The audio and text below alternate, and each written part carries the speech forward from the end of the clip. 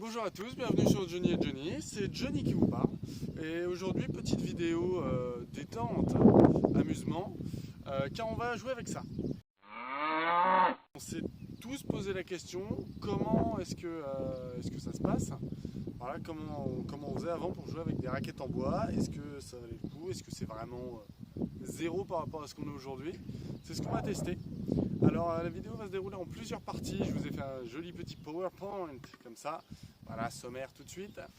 Alors première partie, on va être sur des tests, tout simplement. Alors il n'y en a pas beaucoup, il n'y a que 2 tests.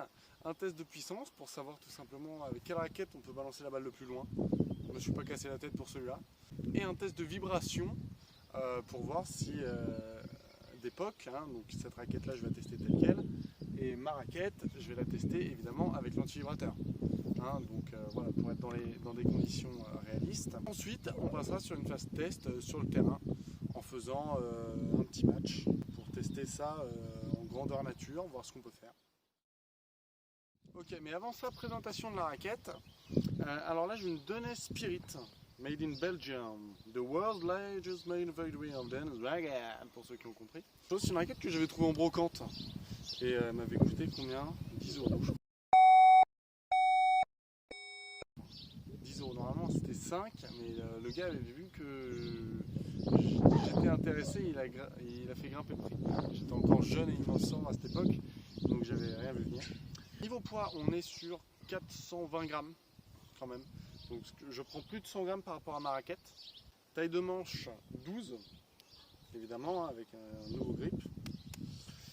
Que dire d'autre? L'équilibre est à peu près environ entre 29 et 30 cm. Donc c'est pas tant que ça en manche en fait. Je pensais que ce serait plus en manche. Ce serait vraiment genre équilibré là, mais non. C'est correct. C'est pas un truc complètement aberrant. Là, niveau tension, je pense qu'on est à 4 kg.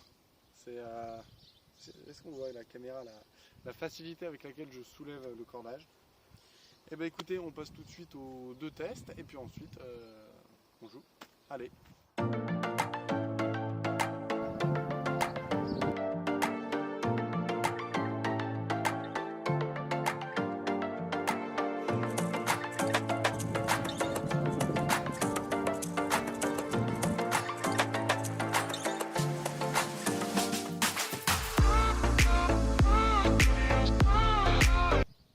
Ok, j'arrive sur le lieu d'impact de la balle. Donc ici, je vais mettre le plot vert au niveau de la balle lancée avec la raquette en bois, juste ici. Ok, je peux ramasser la balle. Tac. Et sur le deuxième, évidemment, je vais mettre mon plot rouge. Hop, juste là. Et on ramasse la balle également. Et ensuite, on va mesurer d'une manière particulièrement fiable quelle balle est-elle plus loin. Ok, donc là, je vais me mettre là. S'il devait y avoir une ligne par rapport à l'endroit duquel j'ai lancé, je me plante genre ici, là, tac. Mais si on se décale jusqu'au plot, jusqu'au plein milieu du plot, on voit que le rouge, donc la raquette normale, est allée un poil plus loin. On a notre réponse. La raquette normale, ça va un peu plus loin quand même.